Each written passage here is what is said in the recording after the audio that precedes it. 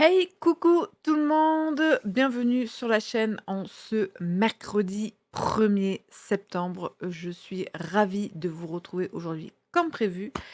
Donc, un nouveau mois commence, un vieux mois s'achève et donc je vais faire dans ce bilan lecture tout simplement le bilan de mes 1, 2, 3, 4, 5, 6, 7, 8, 9 lectures du mois d'août.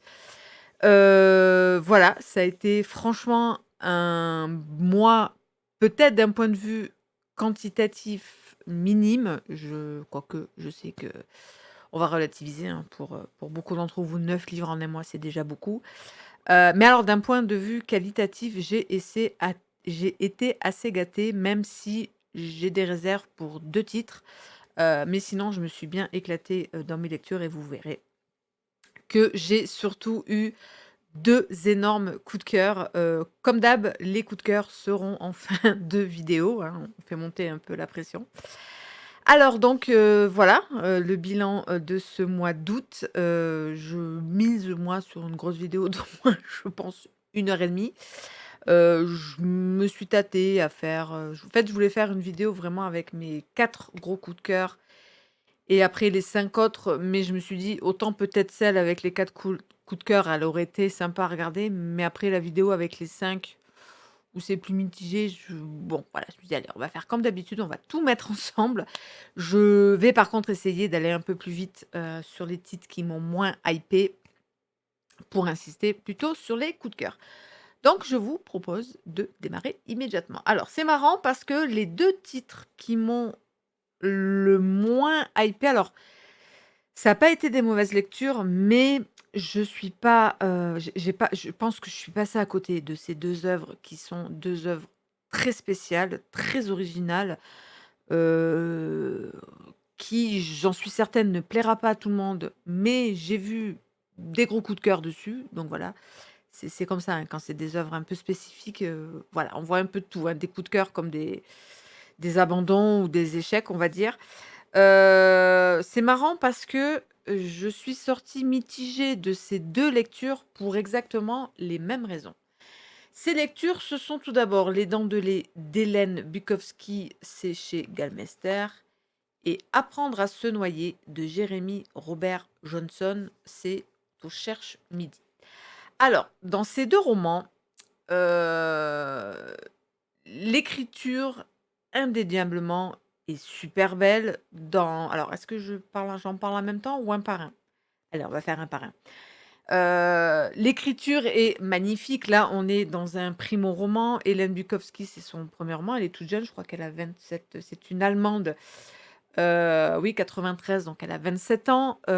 Pour un primo-roman, autant vous dire que j'ai trouvé la plume très belle, très poétique, hem, très moderne dans ce côté, un peu nature writing, sauvage et cetera, et Hélène Bukowski a décidé de planter son décor dans un monde un peu post-âme, mine de rien, puisqu'on est dans un village.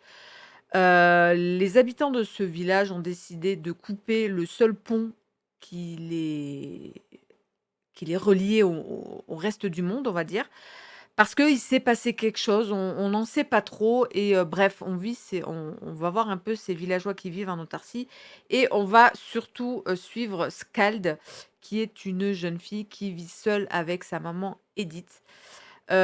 Jusqu'au jour où Skald, alors c'est un peu compliqué avec sa maman, cette vie en autarcie, elle ne sait pas trop ce qui se passe à l'extérieur, mais sa mère ne cesse de lui répéter: «Non, il faut rester dans cette maison, faut pas trop sortir». Jusqu'au jour où Skald, dans la forêt, elle va découvrir une jeune fille avec des cheveux rouges vifs comme ça, d'où la couverture, et le fait de voir cette petite fille, ça va révéler à Skald la vie un peu bizarre qu'elle a avec sa maman, avec ses villageois et cetera, et bon, très rapidement, j'ai compris que ce récit était très hautement métaphorique.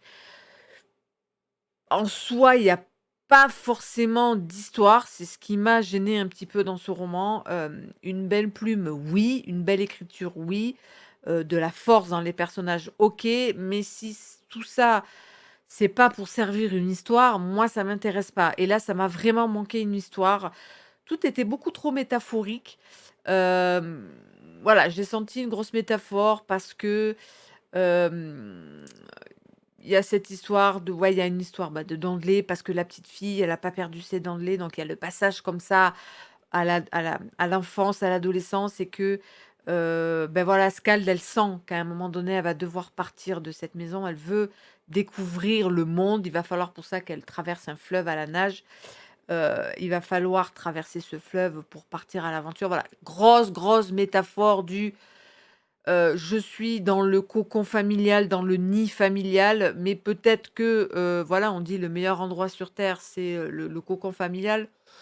Pas toujours, pas toujours. Parfois, il est très dysfonctionnel et que parfois, beh, ce passage de l'enfance adolescente à l'âge adulte, ben voilà, c'est très métaphorique. Il faut traverser des rivières pour aller découvrir soi-même le monde adulte. Voilà, c'était beaucoup, alors autant le côté, je vous dis, poétique, j'ai apprécié honnêtement, mais voilà, tout ce truc métaphorique et qui servent pas forcément une histoire avec beh, quand on lit un roman, on aime bien avoir une histoire avec quand même un enjeu qui fait qu'on tourne les pages, qui fait que on veut savoir ce qui va arriver au protagoniste. Là, c'est pas vraiment grand-chose.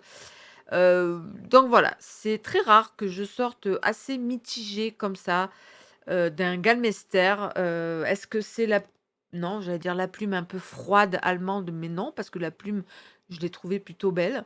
C'est juste l'absence d'histoire.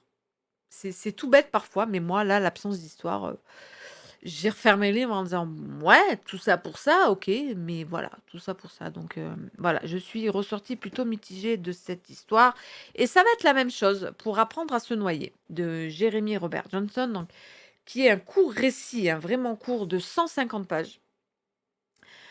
Pareil, magnifique plume, très poétique, très forte dans certains effets de voilà, par exemple, moi j'adore ces effets-là où on est comme ça avec un: «Non, non, non!» Voilà, j'aime bien ce genre d'effet dans les bouquins. Mais après l'histoire, alors là, oui, il y a une histoire, mais que c'était what the fuck. Alors, c'est bête parce que j'ai compris aussi la métaphore. Putain, il y a dans ce texte, heu, 12 pages. J'ai eu un slip pour 12 pages. Il y a 12 pages qui m'ont foutu par terre. Mais vraiment, alors, est-ce que du coup, je vous conseille de lire un livre de 150 pages pour 12 pages? Je sais pas, mais il y a 12 pages qui m'ont foutu le cul par terre, mais le tout est quand même resté absolument trop what the fuck, imagé, métaphorique. On est donc avec un papa et son fils qui partent à la pêche. C'est un peu nébuleux où ça se passe, en quelle période, c'est un peu nébuleux, hein. On est en Amérique du Sud, ils partent à la pêche, près d'un fleuve et ils sont arrivés au milieu du fleuve et le garçon va être happé. On va rester sur le terme par quelque chose, voilà, un poisson un peu mythique. Bon bref, il va être happé et envoyé, au fin fond du fleuve en fait et noyé par cette bestiole. Le papa assiste, il fait ce qu'il peut, mais voilà, il va assister, à la mort de son petit garçon. Il va être dévasté et du coup, il va, le père partir dans un trip, un peu occulte, un peu what the très, très, très bizarre. C'est très compliqué à décrire ce texte, qui est assez puissant. Il y a ces 12 pages qui m'ont mais fracassée parce qu'à un moment donné, il va avoir l'image, de plusieurs parents, qui ont perdu leur enfant et qui expliquent comment et qui montrent ce roman a voulu montrer ça, hein, le désespoir complet, d'un parent qui perd son enfant, c'est ça. Mais pourquoi le faire sous un truc aussi what the fuck? Je sais pas pourquoi, c'est bien dommage. Moi, il m'a perdu, hein. Moi, il m'a perdu. Il est parti tellement loin en what the fuckerie. Heu, si à un moment donné, il met la main dans un requin, il sort la main de son fils, c'était trop what the fuck. Ça, moi, j'ai pas adhéré. J'ai compris une fois de plus la métaphore, mais bon, voilà, les textes métaphoriques, je veux bien, mais s'il vous plaît, laissez-nous quand même un pied dans le réel, un pied et là, c'est trop parti, surtout celui-là, il est vraiment parti loin. Putain, c'est quand il y avait 12 pages. Waouh, je vous dis voilà, qu'en fait, c'est pas possible que des parents assistent à la mort de leur enfant. Vous voyez ce que je veux dire? La c'était sublime ces textes-là. Je sais pas pourquoi il y a ces 12 pages-là au milieu de ce truc what the fuck, mais ça a pas suffi pour que je ferme le bouquin en me disant: «Waouh, c'était beaucoup trop loufoque». C'était beaucoup trop loufoque, mais c'était beau, hein, c'était c'était magnifique, mais c'était trop what the fuck. Donc moi, je ressors un peu le cul entre deux chaises dans ce genre de roman-là. Donc voilà, honnêtement, 2 œuvres hors du commun. C'est très compliqué à chroniquer ce genre de titre tellement c'est spécial. Je suis persuadée que ça ne plaira pas à tout le monde. Je suis persuadée que ça sera des claques pour certains d'entre vous, mais c'est très compliqué à chroniquer, à conseiller, à ne pas conseiller, je sais pas. Je vais malheureusement devoir vous dire la phrase tout con de tentez-les par vous-même. Voilà, je sais que c'est débile de dire ça à la fin d'une chronique, mais j'ai pas d'autres mots parce que c'est trop compliqué. Voilà, j'espère, moi, vous avoir fait ressentir ce que mon ressenti à la fin de ces 2 lectures, mais voilà, c'est plutôt compliqué. Alors, passons à quelque chose de plus simple, quoique. Donc, pendant ce mois d'août, dans notre groupe créé avec les copains sur Facebook, le groupe Un King par mois ensemble, en ce mois d'août, on a lu le tome 1 donc du Ça. Donc ça a été une relecture pour moi. Je voulais le relire parce qu'à l'époque, je crois que c'était il y a 3 ans, je m'étais arrêtée à ce tome 1, ce qui était une erreur. Je m'étais dit: «Oui, allez, dans un mois ou 2, je lirai le tome 2». Évidemment, je ne l'ai jamais fait et là, je m'étais dit: «Allez, tu lis le tome 1 et tu vas enquiller sur le tome 2. C'est prévu en septembre, on lit le tome 2». Et donc voilà, je vais aussi passer rapidement, sur mon avis parce que je pense que je ferai peut-être plus un avis global une fois que j'aurai lu le tome 2.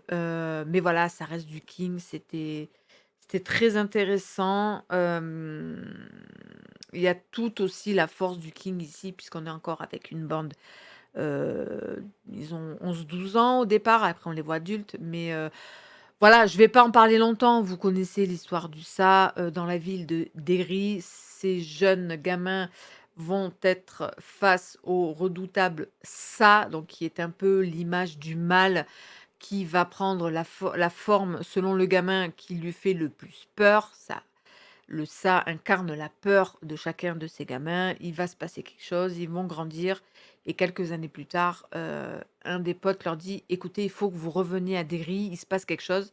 Ça, moi, je vais l'apprendre dans le tome 2. Donc voilà, c'est plutôt inutile, je pense, d'en parler là, alors que j'en suis qu'à la moitié, parce que mine de rien, l'œuvre entière, c'est les 2 tomes, hein, donc avoir lu le tome 1, c'est n'avoir lu que la moitié. Donc voilà, je vous en parlerai, beaucoup mieux, je pense, quand j'aurai lu le tome 2 pour vous faire un avis global de cette œuvre, mais personnellement, c'était excellent. J'ai passé un très bon moment. Ensuite, toute autre chose, j'ai lu, un roman contemporain, vraiment écriture blanche, hein. C'est La Riposte de Jean-François Hardy, qui est donc un livre de la rentrée littéraire qui est sorti. C'est plomb, très court aussi. On est sur du 205 pages. J'ai bien aimé ce roman. Ça a été une bonne surprise parce que voilà, posta contemporain, le combo des 2 genres, ça le fait pas forcément et là alors, heureusement que c'était quand même court. J'ai bien aimé ce roman puisqu'on est avec, Jonas qui est infirmier à domicile. Le roman se passe en 2030, je crois. On est dans un Paris, donc Paris, la capitale, qui a été, dévastée parce qu'il y a eu une grosse crise, et écologique et économique et politique, vraiment une grosse, grosse crise avec des maladies et cetera. C'est le chaos total et Jonas, c'est pas grave, il continue son métier d'infirmier à domicile parce que, bah, les gens ont besoin de lui et Jonas, il survit, bah, à travers certains de ses patients avec qui il a lié une certaine, de certains pas ami oui, amitiés, certaines amitiés, mais surtout, il était très proche de la jeune Khadija, qui est un peu une jeune, est-ce qu'on peut dire rebelle? Ouais, une jeune rebelle, puisqu'elle va adhérer au parti du mouvement Absoloum, qui est un mouvement, qui veut se rebeller contre tout ce qui se passe là et qui veulent, faire la révolution pour la terre. Et donc voilà, nous, on est avec, Jonas qui est un peu, entre guillemets «le Candide» de ce qui se passe là. Il est au milieu de ça, il est pris entre son travail, il est pris entre son amour pour Khadija, mais les idées aussi qu'a Khadija et on va le suivre comme ça et moi, j'ai beaucoup aimé parce que heureusement, on n'est pas tombé dans ce que j'aime pas, dans ce genre de roman-là. Jonas, il n'est pas non plus trop, passif, il est pas trop contemplatif. Vous savez, je déteste ce genre. J'appelle ça des personnages à la Meursault dans L'étranger. Je déteste ces personnages contemplatifs, non actifs, et cetera, qui se permettent juste de dire, «C'est pas bien, on est tous foutus». Non, non. Lui, il va quand même avoir des réactions, notamment, il va décider de partir peut-être, en Europe du Nord. Apparemment, ça se passerait mieux dans les pays nordiques. Bon voilà, moi j'ai vraiment bien aimé, c'est superbement bien écrit. Il y a des Vous voyez, j'ai mis des post-it, donc souvent on me demande: «Qu'est-ce que c'est les post-it?» Les post-it, c'est quand il y a des espèces de fulgurances dans le phrasé, et voilà, il y en a eu vraiment de très, très belles. Évidemment qu'on pense beaucoup, en lisant ce roman à notre situation actuelle parce que c'est une situation qu'on pourrait peut-être connaître pas dans 60-70 ans, hein, non, non, peut-être dans 10 ou 20 ans. Et ça fait froid dans le dos. Alors, je vous cache pas qu'en fermant ce bouquin, j'étais un peu semi-dépressive quand même parce que, voilà, on se dit: «Merde, ça pourrait arriver très vite aussi ici, cette situation en France». Donc, lire des bouquins pour te miner le moral, c'est pas forcément le but, mais c'était quand même super bien écrit, ça a vraiment sauvé le truc. J'ai trouvé le propos très intéressant, très nuancé, hein. Il est pas du tout, il est pas sur le jugement, le donneur de leçons. Il fait un constat de ce qui pourrait peut-être arriver et comment la personne lambda réagirait, prise dans ce: «Je continue mon boulot». Voilà, il a la quarantaine donc, je réalise ce qui se passe. C'est peut-être de notre faute, mais qu'est-ce qu'on peut faire? Est-ce qu'on peut encore réagir? Et il va être face à des jeunes de la vingtaine comme Kandidja qui dit: «Mais non, nous on veut y croire, on veut sauver encore la situation» et voilà, c'était très réaliste. J'ai vraiment beaucoup aimé, c'est super bien passé et vraiment je peux vraiment vous conseiller si vous voulez lire un bon postat, très littéraire, très bien écrit, très subtil, je sais pas, je l'ai trouvé très subtil, qui mène vraiment à notre propre réflexion. Voilà, c'est ça que j'adore dans ce genre de roman. C'est pas donneur de leçons, c'est pas, «Bah, tiens, fallait faire ci, fallait faire ça, lui, il est comme ci, il est comme» non, non, c'est moi, je t'explique le truc, je te montre la situation, comment on pourrait réagir. À toi de faire ta propre opinion et ouais, ça apporte à sa propre réflexion et j'aime beaucoup ça et franchement, je me suis régalée en lisant La Riposte de Jean-François Hardy. Ensuite, du thriller, alors c'est marrant, alors je les ai absolument pas lus en même temps, mais j'ai lu, 2 thrillers dans cette collection. Voilà, on n'en revient pas, hein, sur les couvertures, un peu moches. Donc, des Presses de la Cité dans leur collection Sang d'encre. Je vais peut-être parler de celui qui m'a le moins hypé. J'ai d'abord lu Petite créature de Mélanie Golding. Purée, je suis en train de me dire, je me rappelle plus grand-chose. Je l'ai lu avant de oui, ça y est. On est avec Lorraine qui, vient d'accoucher de jumeaux, de petits jumeaux. J'ai beaucoup aimé le début d'ailleurs, le réalisme, de l'accouchement, d'être face, à des jumeaux, hein, la thématique de la gémellité est très présente. L'embarras et la tristesse des parents qui, au début, n'arrivent pas à reconnaître, qui est qui des 2 enfants. C'est quelque chose d'assez réaliste quand tu es avec des vrais jumeaux monozygotes. Je pense qu'au début, tu galères un peu à savoir qui est qui, voilà et un soir, alors qu'elle est, dans sa chambre de maternité, elle va entendre un bruit, elle va entendre une femme lui dire, qu'elle, elle a perdu son enfant et que du coup, il faut que Lorraine, elle lui donne un de ses jumeaux. Bref, une grosse starbée. Lorraine, elle arrive à prendre ses 2 jumeaux, à vite se cacher dans les toilettes. Elle va appeler la police et c'est l'enquêtrice, Jo Harper, que j'ai beaucoup aimée. J'ai bien aimé cette enquêtrice, qui, va, mener l'enquête et voilà, on va rentrer dans cette thématique de, ben, est-ce qu'il y avait vraiment quelqu'un? Est-ce qu'on se joue d'elle ou est-ce qu'elle est folle? Est-ce que c'est sa grossesse et ses jumeaux qui l'ont rendue marteau? Alors, j'ai beaucoup aimé la première partie, je vous dis, réalisme des situations, thématique de la gémilité très intéressante, thématique aussi, toujours très intéressante, de cet amour, maternel qui soi-disant, bim, tes enfants accouchent, il arrive. Non, l'amour maternel, c'est pas quelque chose comme ça, il vient pas forcément tout de suite. Ça peut aussi mener, notamment la maman à un certain mal-être, hein, de ne pas éprouver. On lui avait parlé, elle, d'amour fou qu'elle aura pour ses enfants. Ben non, ça vient pas forcément tout de suite. Et après, en deuxième partie, l'autrice a décidé de partir, de faire un mélange thriller, un peu conte macabre fantastique. J'ai pas forcément aimé le mélange. J'aurais tellement voulu qu'elle reste dans un thriller qui aurait été classique. Pour le coup, j'aurais peut-être râlé: «Oh, bah, c'est resté trop classique», mais peut-être j'aurais plus apprécié. Là, elle est vraiment partie dans ce truc du contes et légendes. Heu, j'ai pas forcément accroché à ça. J'en garde un bon souvenir de lecture, honnêtement. Je me souviens, voilà, il fait quand même 380 pages. Je me souviens vraiment d'avoir quand même bouffé le truc. Il y a ce côté page turner qui est quand même vite arrivé. Mais je me souviens aussi, voilà, que la deuxième moitié m'avait beaucoup, beaucoup moins enjaillée. Et c'est marrant parce que je vais avoir à peu près le même avis pour l'autre. Heu, attendez, j'ai le pied coincé, voilà, sous la chaise. Donc voilà, honnêtement, voilà, c'est pas du tout le thriller de l'année.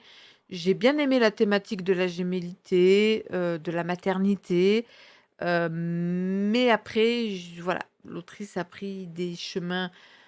Elle a tenté des trucs, hein, on peut pas enlever à l'autrice ça, d'avoir tenté des trucs, mais moi j'ai pas adhéré à ce qu'elle a tenté. Ça a plu à d'autres, j'ai vu des bonnes chroniques, sur celui-là. Ça a déplu complètement à d'autres aussi. Moi je suis le cul entre 2 chaises parce qu'il y avait des choses très intéressantes, mais voilà, j'ai pas du tout aimé après le chemin que ça a pris pour cette fin proposée là. Donc honnêtement, je vais rester honnête et vous dire que quand je l'ai fermé, je suis restée quand même sur un sentiment très mitigé. Honnêtement, très mitigé. Ça l'a beaucoup mieux fait quand même avec le deuxième roman, donc toujours Presse de la Cité, toujours collection sans d'encre. Cette fois-ci, on est avec une autrice suédoise. On est en Suède, donc avec Suzanne Johnson et Eau sombre. Ah, elle a postité, voilà, elle a postité, donc c'est qu'elle a quand même trouvé son compte. J'ai bien aimé ce thriller. Honnêtement, on a frôlé le coup de cœur. On a frôlé le coup de cœur. Donc disparition de l'enfant, vous le savez, j'en ai lu. À chaque fois, j'hésite à lire un thriller sur la disparition de l'enfant, mais souvent je craque parce que je le dis, c'est vraiment un genre de thriller qui offre encore, je trouve, plein de possibilités de scénarios et je me dis: «Beh, tout n'a peut-être pas été fait et allez, tu passes peut-être à côté de celui qui va te hyper». Honnêtement, j'ai beaucoup aimé celui-là. En fait, on est avec une famille, le père, la mère, le petit garçon de 4 ans et leur petite fille qui a quelques mois. Elle est toute jeune, c'est un tout jeune bébé. Ils habitent donc en Norvège, au bord, de la mer, une petite maison de pêche qu'ils ont retapée et qui est vraiment, voilà, une chouette petite maison. Et un jour que la maman et le bébé vont voir la grand-mère, donc le papa s'occupe tout seul du petit garçon, Adam. Martin et Adam décident d'aller faire un pique-nique, mais au moment où ils vont pour partir, le téléphone sonne. Donc Martin, le papa, il dit: «Adam, bah, attends-moi là». Il est assis sur l'escalier, j'arrive, je réponds au téléphone et évidemment, alors qu'il parle juste quelques secondes au téléphone, quand il revient, il n'y a plus d'Adam sur le perron, et en fouillant, en cherchant, il va appeler la police et tout. La police va trouver une des bottes du petit Adam dans l'eau, ainsi que son petit seau. Donc, la police en conclut que le petit Adam, malheureusement, s'est noyé, mais on va pas retrouver son corps.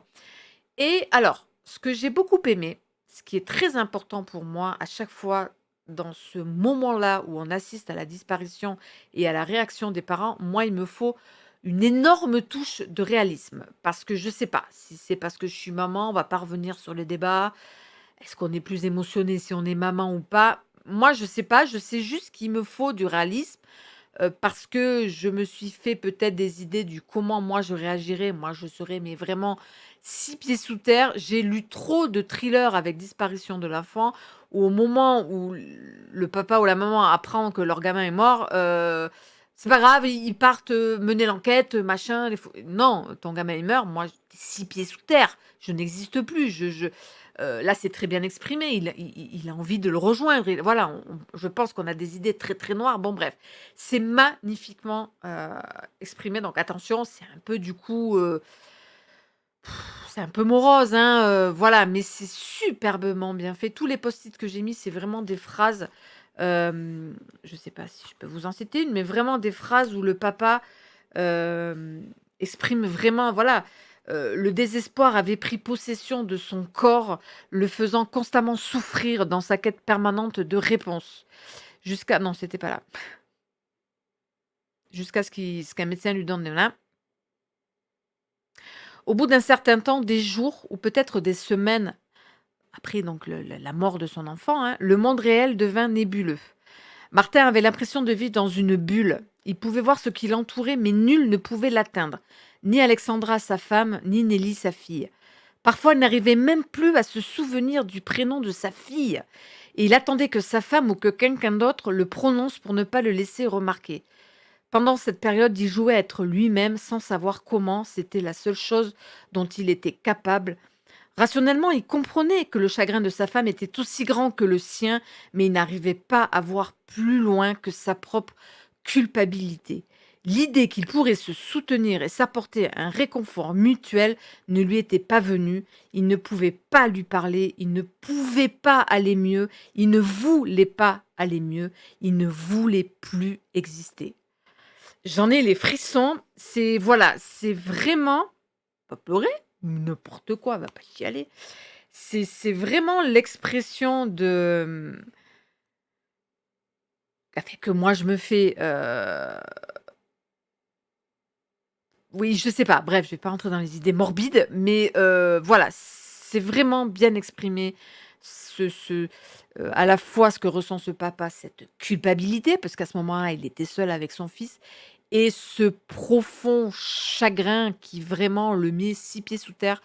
Voilà, j'ai beaucoup aimé. Après, vous voyez que la deuxième partie, j'ai moins postité parce qu'avec, ce départ-là, l'autrice avait plein de possibilités, de scénarios qui s'offraient à elle et elle a choisi le classique. Donc là, vous vous disiez: «Ouais, mais tout à l'heure, tu as râlé parce qu'elle a pas choisi le classique». Bon, là, oui, c'est resté classique, mais c'est resté très correct dans ce classique-là. Moi, j'ai bien aimé. Honnêtement, il est pas très long, c'était très bien, 280 pages. J'ai beaucoup aimé. Honnêtement, j'ai passé un très bon moment. C'est bien écrit déjà, rien que pour ça. Quand un thriller avec disparition de l'enfant est bien écrit, et voilà, j'espère que l'extrait que je vous ai lu vous montre quand même la force dans la plume, la force des émotions. Déjà ça, c'est très bien. Après, elle a choisi l'histoire qu'elle a voulu. Ça, c'est chacun, voilà. Mais globalement, franchement, là, par contre, j'ai refermé le bouquin en me disant: «Waouh! Ah ouais, c'était vraiment bien sympa, c'était bien mené, c'était bien écrit». Il y a juste un petit warning, je l'ai mis là parce que, alors moi, voilà, vous savez ce que j'en pense, hein, des trigger warnings, c'est pas mon truc. J'estime que chacun, est assez grand pour savoir ce qu'il va lire. Juste, par contre, je sais que certains d'entre vous sont très sensibles à la cause animale et comment on peut dire? À la cruauté sur animal. Il y a à un moment donné dans ce texte une scène, très très cruel avec un animal. Voilà, si toutefois vous voulez lire, mais que vous avez peur de ce passage, j'ai noté le post-it, je pourrais vous dire la page où ça se passe, et à ce moment-là, vous passez. Voilà, le SAV, SAV, Trigger Warning, attention, cruauté sur animal. Mais voilà, sinon, j'ai vraiment passé un très très bon moment de lecture. Voilà. Quand on me demandera un bon thriller avec disparition de l'enfant, je pourrais conseiller Au sombre de la suédoise, norvégienne, je sais déjà plus, suédoise, Suzanne Johnson. Voilà, on continue. Donc, j'ai lu un roman que mon chéri m'avait offert. Noël, Saint-Valentin ou anniversaire, je ne sais plus. Mais en tout cas, voilà, il m'avait offert là en début d'année 2021. J'ai enfin lu ce tome 1. Rappelez-vous, je m'étais auto-hypée dans ma vidéo spéciale saga thriller, où je vous avais présenté tous les tomes 1 des grosses sagas thriller. Et j'avais donc parlé de cette saga de Greg Johnson avec, attention, elle ne sait toujours pas le dire, l'inspecteur Walt Longmire. Bon, l'inspecteur Walt. Donc, c'est la saga de Greg Johnson et ce tome 1, Little Bird, et j'ai adoré. Franchement, un tome 1, une mise en place de saga que j'ai adoré. J'ai tout de suite adoré ce shérif Walt. Donc, on est dans... je sais pas si c'est vraiment les Rocheuses. Je confonds toujours Colorado, Rocheuses. Bref, dans un endroit des États-Unis où il y avait énormément la présence de peuple indien. Le peuple indien est très présent dans ce roman. J'ai beaucoup aimé la place d'ailleurs des Amérindiens dans ce roman. Ils sont vraiment très présents. D'ailleurs, le meilleur ami de Walt, Henry, moi je m'en rappelle, oui, je m'en rappelle, c'est ça. Henry est un Amérindien, il tient un bar dans la ville de Walt. Et le roman commence où on va découvrir le corps d'un jeune homme, il a la vingtaine. Il a été tué par balle. Et Walt va se rendre compte que ce jeune homme, il y a 5 ans de ça, il avait participé à un viol collectif où lui et ses 2 amis avaient violé une jeune amérindienne. Justement, cette jeune amérindienne, c'était la nièce, enfin c'est la nièce, elle est toujours vivante, hein, c'est la nièce d'Henri. Et il va y avoir ce premier meurtre et il va y avoir d'autres meurtres, tous en relation avec ce viol puisque, malgré les preuves, malgré les aveux et cetera, les 3 jeunes hommes ont eu une peine absolument ridicule alors que voilà, c'était vraiment un alors, je le répète, tous les viols sont atroces, mais là, vraiment, ce qu'ils ont fait subir à cette jeune Little Girl, c'est vraiment abominable. D'autant que Little Burn, elle est handicapée, enfin handicapée, elle a un retard mental puisque sa maman était fortement alcoolique, pendant qu'elle avait le fœtus, en elle. Donc, voilà, le bébé a eu les séquelles, des grosses, grosses séquelles, psychologiques, mentales, on va dire. Et donc voilà, c'était d'autant plus, grave ce viol-là. Et voilà, on va suivre Walt, on va suivre plein de personnages. J'ai adoré vraiment, c'était drôle. C'est bizarre, hein, malgré l'histoire qui est quand même assez lourde, j'ai beaucoup ri en lisant ce roman, c'était drôle. L'auteur a vraiment une plume très agréable, heu, très incisive, très cynique, très ironique. J'ai vraiment beaucoup ri, mais il parle extraordinairement bien, de cette cohabitation qu'il y a dans pas mal d'États américains entre, heu, je sors les gros guillemets, un blanc américain et amérindien. Il en parle très, très bien, que des fois ça se passe bien, des fois ça se passe mal. Il en parle vraiment, vraiment bien. J'ai beaucoup aimé. Ouais, c'est un très bon mélange action, réflexion. Ça démarre très vite. J'adore aussi, je crois qu'elle s'appelle Vic, la coéquipière de Walt, qui était une citadine et tout, mais qui a décidé de tout lâcher pour aller vivre comme ça dans une ville un peu reculée et de devenir flic. Voilà, j'ai adoré tous les personnages. Alors après, l'enquête en elle-même, le pourquoi du comment, la résolution de l'enquête, c'est resté un peu classique. Bon, c'est ce qu'on m'a dit par rapport à cette saga. C'est vraiment une saga que tu lis pour les personnages. Les enquêtes sont en dents de scie. Voilà, il y en aura des intéressantes, il y en aura des moins intéressantes. Mais déjà, je suis très contente d'avoir accroché autant avec le personnage de Walt. Je prendrai vraiment plaisir à le retrouver, lui, Henry et voilà, toute l'équipe Vic, toute l'équipe qui gravite autour de Walt. Sa fille aussi, voilà, parce que la femme de Walt, on l'apprend très rapidement, hein, elle est morte d'un cancer et ben, lui, il n'a plus que sa grande fille qui est avocate, je crois. On la voit pas trop, mais elle est avocate. Elle a grandi comme ça un peu au cœur parce que Walt, il est vraiment proche du peuple amérindien. Donc du coup, sa fille, elle a vécu un petit peu comme ça au milieu de ce peuple, au milieu de ses traditions. Et voilà, j'ai adoré. J'ai vraiment, j'ai vraiment un plus dans ce roman pour vraiment la place très importante, voire majeure qu'il y a au peuple amérindien. Je sais pas si ça va être tout le temps comme ça dans tous les tomes de la saga de Walt, mais j'ai vraiment apprécié ça. Et voilà, je continuerai avec grand plaisir. Je sais plus quel est le nom du tome 2. J'essaierai de me le procurer assez rapidement. Moi, j'en avais acheté un autre, mais je pense pas que c'est un tome 2. Non, je l'aurai pas là. Non, je l'aurai pas. Bon, tant pis. Mais voilà, j'essaierai de me le procurer pour gentiment continuer cette saga. Et donc, oh, ça va être peut-être plus court que ce que j'avais prévu. C'est cool, on va être peut-être sur 1 heure. Ouais, il y en a que j'ai passé assez vite quand même. Et donc, les 2 derniers romans dont je vais vous parler, ça a été un gros coup de cœur et une grosse claque. Le coup de cœur, il est venu vraiment. C'est vraiment la grosse surprise de Deepak. Je m'attendais à du pas bon, mais j'avais trouvé son précédent très correct, mais voilà, pas plus. Et là, donc, il m'a mis sur le cul. J'ai donc lu le nouveau roman de Jérôme Loubry, Les Sœurs de Montmort, chez Calman Levy, même si je vous en ai parlé déjà pas mal dans le live de vendredi dernier. Je vais vous en reparler là. Alors, ce roman, ça a été une montagne russe émotionnelle incroyable. Donc, ce roman démarre où on est avec Julien qui a trouvé un nouveau poste de chef de police dans un petit village reculé. Donc, ça se passe en France, hein, un village reculé au fin fond de la montagne.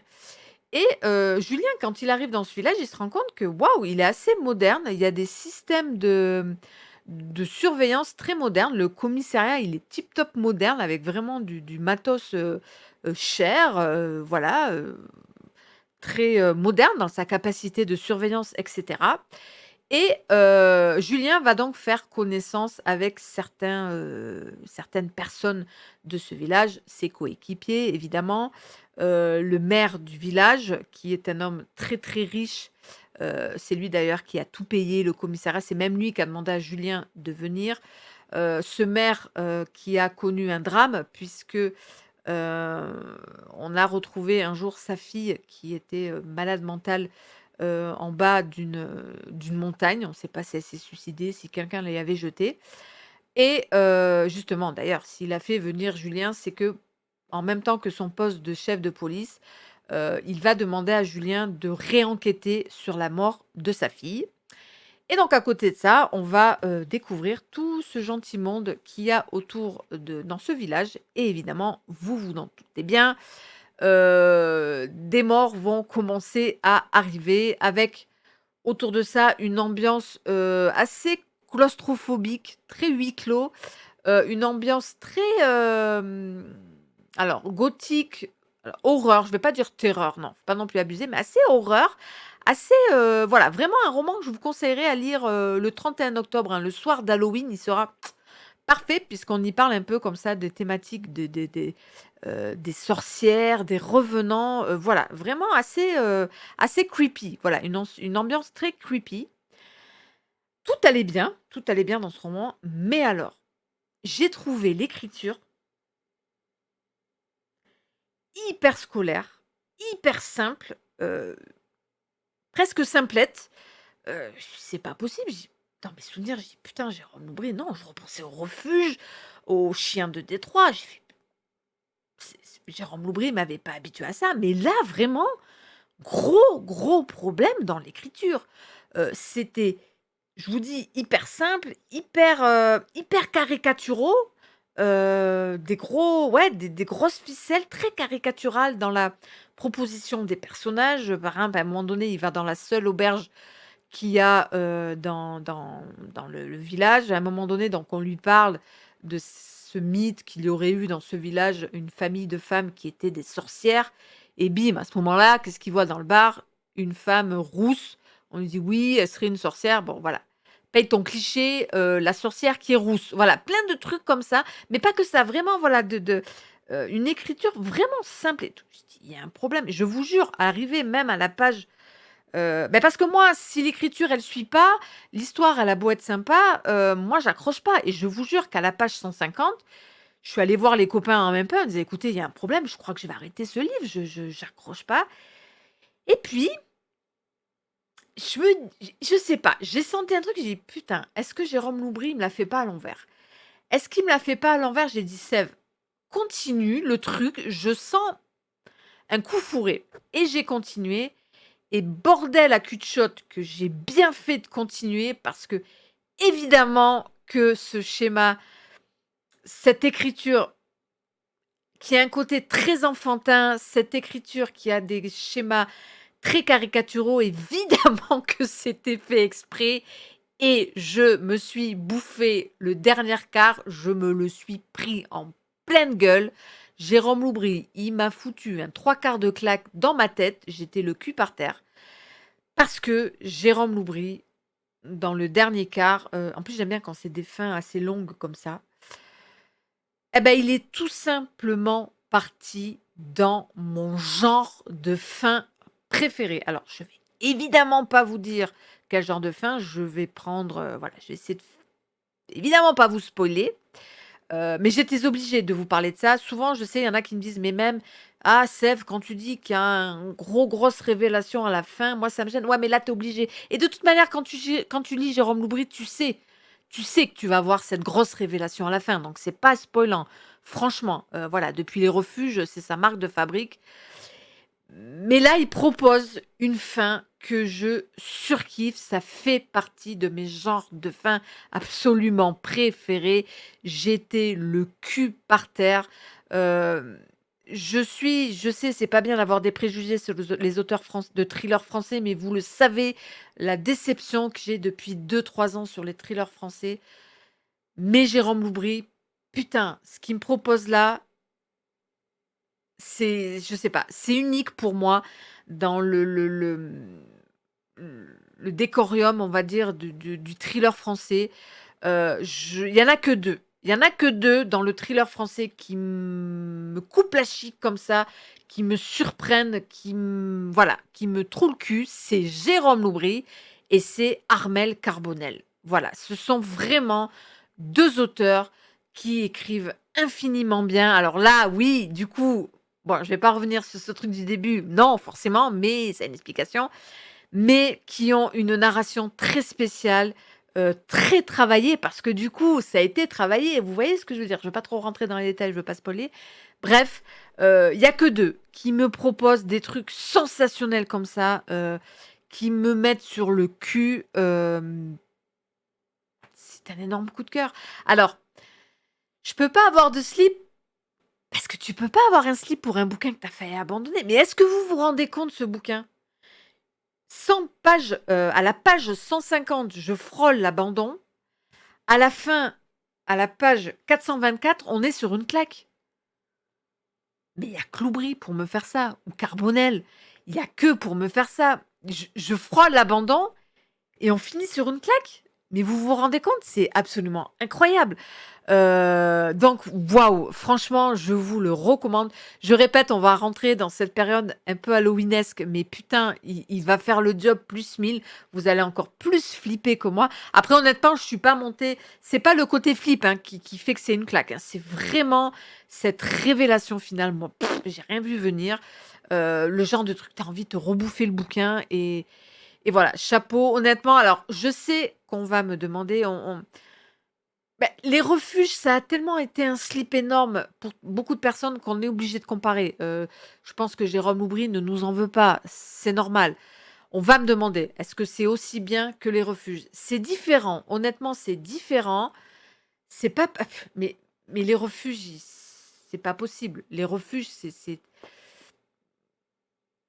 non, les refuges, non. Mais honnêtement, là, chapeau quand même et voilà. Alors, c'était risqué, hein, son coup du début, là, par rapport à la narration, moi, Coco, j'ai failli abandonner, hein. Mais quand même, tu sentais qu'il y avait du potentiel par rapport à l'histoire et j'ai bien fait parce que ça s'est terminé en claque. Honnêtement, voilà, gros coup de cœur. Je m'attendais pas, enfin, je m'attendais pas. Oui, moi, avec celui-ci, de Soleil et de Sang, c'était très correct, mais c'était pas non plus la grosse claque. Là, honnêtement, waouh, il m'a mis vraiment la claquasse dans la tête, quoi. Et je ne peux que vous le conseiller, parce que les gars, si on lit du thriller, c'est pour ça. Voilà, si on lit, si on est gros lecteur de thriller, on sait qu'on n'est pas dans du roman noir, dans du roman contemporain. On le sait qu'on est dans du gros thriller. Et quand tu es fanat de thriller, c'est qu'au fond de toi, tu cherches ce moment où oh putain, oh la vache, l'enfoiré. Oui, j'ai traité Jérôme Loubry d'enfoiré, on n'est pas à ça près. Ouah, l'enfoiré, c'était ça. Oh putain, il me l'a fait à l'envers et waouh, mais honnêtement, on est lecteur de thriller pour ça. On est, je ne vais pas attaquer ce genre de thriller en me disant oh là là, il va falloir qu'il y ait du doigt, il va falloir qu'il y ait de la profondeur. Non, moi j'ai envie de dire Jérôme Loubry, putain, fais-moi à l'envers, trouve-moi un truc dément qui me mette sur le cul. Voilà, quand on lit du pur thriller, c'est pour ça. Honnêtement, moi en tout cas, c'est pour ça. Voilà. Moi en tout cas, c'est pour ça. Et là, j'ai été plus que récompensée et je vous le conseille fortement. Les Sœurs Montmort de Loubry, c'est chez Calman Levy. C'est déjà tous les bouquins dont je vous parle, ils sont, je crois, tous sortis. Euh, je crois. J'ai un doute pour celui-ci, mais normalement, je pense qu'ils sont tous sortis. Et donc, s'il ne devait en rester qu'un de mes lectures de cet été, même si le Loubry, il est vraiment bien placé, honnêtement, voilà, à la base, je devais faire une vidéo dédiée à cet ouvrage, mais j'en ai quand même énormément, énormément déjà parlé sur Insta. J'en ai aussi parlé déjà dans 2 lives précédents. J'ai dit, bon, je vais pas remettre une couche en faisant une vidéo dédiée, mais quand même, je vais reparler. Allez, dernière fois. Les gars, c'est la dernière fois que je vous reparle de ce phénoménal ouvrage qui est Notre part de nuit de Mariana Enriquez, qui est donc argentine. C'est aux des éditions du Sous-sol, qui est une collection de la maison d'édition Seuil. J'ai énormément postité. Donc, qui dit post-it dit fulgurance dans l'écriture. Donc déjà, vous vous doutez que ce roman a été formidablement bien écrit. Que vous dire sur cet immense roman, dans tous les sens du terme, immense parce qu'il fait presque 800 pages. Quelle épopée, mais quelle aventure ce roman, quel ouvrage. Indubitablement, il fera partie, j'en suis maintenant sûre, de mes meilleures lectures de 2021, tout du moins mes lectures les plus marquantes de 2021. Mon Dieu, ce roman.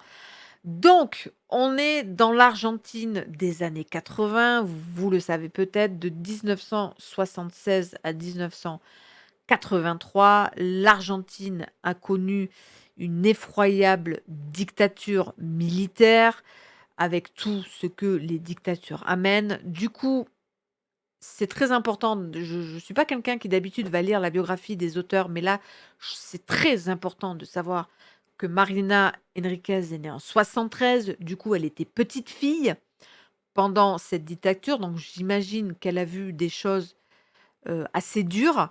Et je pense que d'ailleurs, dans ce roman, ça a été un peu une espèce de catharsis comme ça pour évacuer peut-être tout ce qu'elle a vu. Et ce roman, c'est un roman sur le mal absolu qu'amène qu'amènent tous ces dictatures quand elles arrivent dans un État. Ça amène le mal absolu, ça amène de la torture, ça amène des morts, des disparitions, notamment donc là en Argentine surtout, et comme souvent les oppositions au pouvoir de la dictature, eh ben, les opposants, on les kidnappés, on les torturés, ils disparaissent, on torturé, violé leurs femmes et leurs enfants disparaissaient. Il y a eu beaucoup de disparitions et de morts de nouveau-nés. Par exemple, à un moment donné, je me rappelle dans ce roman cette scène où une journaliste va près d'un puits et elle voit dans ce puits des cadavres de jeunes nourrissons. Voilà, vraiment cette image du mal absolu. L'autrice a tenté de le retranscrire dans ce roman. Moi, je trouve qu'elle a vraiment bien réussi. Et elle a décidé de nous parler de ce mal absolu à travers un récit noir fantastique. Voilà, je le dis déjà tout de suite, il y a une grosse part de fantastique dans ce roman. C'est son choix qu'elle a fait pour nous parler de ce mal absolu. Donc, dans ce roman, il commence en 1980, donc on est encore en pleine dictature, on est au cœur de l'Argentine, et on va suivre Juan, qui est un homme accompagné de son fils Gaspard. Le roman commence, il a 6 ou 7 ans, Gaspard. Et Juan, c'est un être un peu spécial, puisque Juan, il a des dons de médium très forts, puisqu'il arrive à rentrer en contact avec les morts. Et il arrive surtout à rentrer en contact avec une entité du mal, on va dire, qui s'appelle l'obscurité, avec un grand O, qui est représenté dans le roman par une espèce de gros nuages noirs. Voilà, ouvrez un petit peu quand même vos chakras du fantastique à un moment donné, mais c'est pas si lourd que ça finalement. Et Juan, ces dons vont être utilisés par un groupe de personnes qui s'appelle l'Ordre, avec un O majuscule aussi, parce que l'Ordre, les personnes de cet ordre, qui est surtout une grosse famille, s'est rendu compte que quand on nourrissait ce nuage que l'on appelle l'obscurité, quand on lui donnait des humains à manger, donc déjà tu vois la métaphore avec la dictature, quand on lui donnait des humains à manger, ça pouvait leur amener à eux une certaine, alors pas immortalité, mais voilà, de certaines choses. Ça m'a fait penser aussi à la thématique du vampirisme, hein. Voilà, c'est un peu dans le même principe. Et donc l'ordre va utiliser, là aussi la métaphore avec... je vais beaucoup parler de la métaphore avec la dictature, mais c'est tellement présent. Et donc l'ordre va utiliser Juan pour rentrer souvent en contact avec l'obscurité. Mais Juan, à chaque fois, ça le fracasse, ça le diminue physiquement. Donc c'est très compliqué pour lui. Et voilà, ça ne lui plaît pas. Et ce qu'il a peur, Juan, c'est qu'il se met à comprendre que son fils Gaspard a des dons encore plus forts que lui. Et il a très peur que l'ordre apprenne les pouvoirs qu'a son fils et que l'ordre s'empare de son fils pour l'utiliser pour appeler l'obscurité. Voilà, j'espère que j'ai réussi plus ou moins à faire... C'est pas évident, mais bon, c'est tellement mieux expliqué là. Et donc voilà, Juan ne veut pas que l'ordre s'accapare de Gaspard, donc il va tout faire pour que son fils échappe à ça, il va être aidé de certaines personnes, etc. Et on va être sur une temporalité assez longue, puisqu'on va suivre Gaspard enfant, on va suivre Gaspard adolescent, on va suivre Gaspard adulte, Gaspard qui va se faire une petite troupe d'amis. J'ai beaucoup aimé la thématique de l'amitié. Ce roman foisonne de multitudes de thématiques plus intéressantes les unes que les autres. L'homosexualité est très présente. Les arts sont très présents. Ben, c'est toutes ces choses-là qui sont mises à mal quand un pays rentre en dictature. L'homosexualité, les arts, la musique, la peinture, la liberté, tout simplement, la politique, les idées politiques, la jeunesse, etc. Tout ce que ces gens-là subissent quand une dictature arrive, c'est magnifiquement fait. C'est sous une plume magistrale. Attention, une plume assez un peu exigeante. Honnêtement, voilà, ce roman demande une grande implication quand même de son lecteur. C'est vraiment pas une lecture qu'on prend à la légère comme ça à lire en bord de plage. Non, non, c'est une lecture qui demande une petite implication quand même de la part du lecteur, une écriture qui flirte entre l'écriture blanche. Il y a un côté aussi assez gothique, très gothique. Moi, j'ai souvent pensé à oui, à tous ces livres gothiques. J'ai beaucoup pensé à Dracula, j'ai beaucoup pensé à Stephen King, j'ai pensé au Ça, un petit peu au Ça. J'ai pensé aussi à McCarthy, Cormac McCarthy dans la relation père-fils, haine, amour comme ça qui s'installe entre le père et le fils. Voilà, ça foisonne de thématiques, c'était extraordinaire comme lecture. Là, vous vous demandez: «Sève, est-ce que c'est un slip?» Je pense que je vais attendre encore un petit peu, parce que je l'ai fini il y a 3 semaines, j'y pense encore très fortement depuis 3 semaines. Donc je pense que si après déjà 3 semaines, j'y pense encore, je pense qu'on sera pas loin du slip. Le truc, c'est que j'ai quand même 2 petits bémols. Il y a pour moi peut-être 150 pages de trop, dans ce roman. À un moment donné, il y a une grosse digression sur, la maman. Pourquoi la maman n'est pas là? Bon, même si on le sait au fur et à mesure. Il y a une digression comme ça de 150 pages qui était peut-être pas très utile parce qu'elle fait pas avancer le schmilblick, au présent. Donc, j'ai trouvé ces 150 pages peut-être de trop et j'aurais un petit bémol par rapport à la fin. Je vais absolument pas vous dire pourquoi parce que j'ai trop peur du spoil. Mais voilà, justement par rapport à cette extraordinaire capacité qu'a eu l'autrice de nous faire ressentir comme ça le poids des conséquences des dictatures dans ces pays, elle aurait pu proposer une autre fin. Je ne sais pas comment expliquer.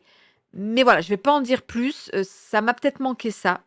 Cette conclusion par rapport à ça, par rapport à l'Argentine, à la dictature. Elle a préféré rester sur le truc de Gaspard, de l'obscurité, voilà, de l'ordre. Euh, M'aura manqué ce truc-là. Mais là, voilà, quand tu refermes le bouquin, tu dis, mais putain, qu'est-ce que j'ai lu? C'est phénoménal. J'en lirai pas 2 comme ça. C'est sublime. C'est un mélange à la fois de genre, de thématiques et de personnages, heu, subliminal. J'en lirai pas 2 comme ça, c'est pas possible. Quel talent! Mais mon Dieu! Quel talent de cette autrice argentine, vraiment! Et quelle émotion quand on on comprend vite. On comprend vite. Parce que faut vraiment comprendre ça, hein, que le poids vraiment historique de l'Argentine est quand même très présent. Voilà, mais quand tu comprends ce que peut-être elle a vu, elle a vécu et ce qu'elle a voulu exprimer dans ce roman et waouh, voilà, c'était vraiment, je peut-être que dans une semaine ou 2, je vous dirais: «Bon, ben les gars, c'était un slip». Après, je vous ai toujours dit, quand je mets le slip, ça veut dire: «Allez-y les gars, ça plaira à 80 d'entre vous». Je suis pas certain du 80. Je suis pas cer c'est vraiment, attention, une lecture assez exigeante à ne pas lire, voilà, à ne pas lire à la légère, mais parce qu'il fait son point. Mais vraiment, je le répète, c'est quand même une lecture assez exigeante. C'est une plume très blanche, très littéraire, mais avec des envolées, voilà, je vous ai déjà lu beaucoup d'extraits, je vais pas le refaire, mais vraiment, voilà, j'ai lu beaucoup d'extraits et tentez-le quoi, tentez-le si vous avez l'occasion. Je sais que c'est délicat d'avoir une énorme claque, un presque slip sur un roman à 25 euros. C'est très délicat pour moi, mais je peux pas faire autre chose. Je peux pas faire autrement que vous dire que ce bouquin m'a mis 6 pieds sous terre, il m'a bouleversée. C'est une œuvre, vraiment, vraiment unique, à part. Si comme moi vous êtes un gros lecteur, c'est que quelque part vous cherchez aussi ce genre de roman. Voilà, moi honnêtement, il fera partie du top 3, j'en suis persuadée, je lirai pas autre chose comme ça en 2021. Il fait partie déjà de mon top 3 de 2021. Vous le verrez dans ma vidéo, vous savez quand je fais un bilan à Noël, recommandations à offrir à Noël, il y sera, mais c'est obligé. C'est voilà, une lecture incroyable que je ne peux que vous conseiller. Donc voilà, je vais pas plus insister parce que ces romans, j'en ai quand même, déjà beaucoup parlé sur Insta, dans les lives.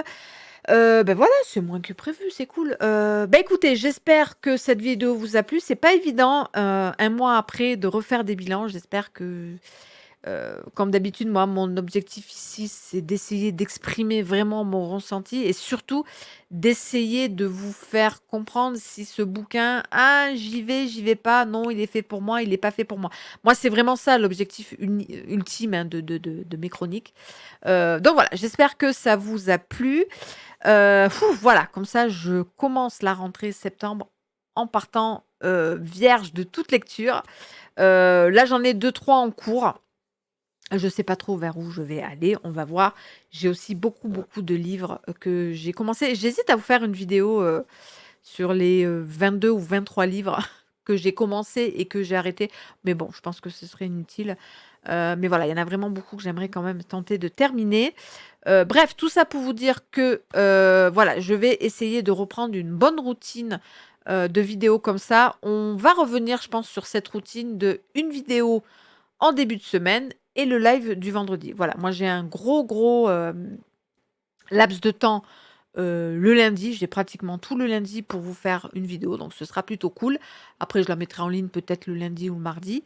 Mais voilà, on va partir sur cette base de une vidéo en début de semaine, le lundi ou le mardi, et le live du vendredi. Voilà, je trouve que c'est plutôt une bonne base. Des fois, il y aura peut-être 2 vidéos plus le live, mais au moins, j'aimerais rester vous proposer au moins une vidéo par semaine en dehors des lives. D'ailleurs, en parlant des lives, sachez que vendredi, je vous en ai déjà parlé, il y aura un live spécial faisant le bilan du Paye ton slip et aussi quelle a été votre plus grosse déception de cet été, puisque il y a 2 ou 3 semaines, on avait fait un live spécial votre coup de cœur de l'été et bah, là, on va faire votre déception de l'été mêlée à un bilan du Paye ton slip. Tout ça, ce sera vendredi soir, ici même à 20h30. N'hésitez pas à nous y rejoindre. Et sinon, à part le live de vendredi, on se retrouve lundi ou mardi pour une nouvelle vidéo. Je ne sais absolument pas quelle sera cette vidéo. Peut-être déjà un bilan ou un tag ou peut-être un book haul. Il y a longtemps que je ne vous ai pas fait un book haul. On verra. En attendant, je vous laisse. Je vous souhaite un bon mercredi, une bonne fin de semaine. On se retrouve vendredi pour le live si ça vous dit. Ou sinon, début de semaine prochaine pour une nouvelle vidéo. Je vous souhaite d'excellentes lectures et je vous dis à très vite sur la chaîne. Bye bye.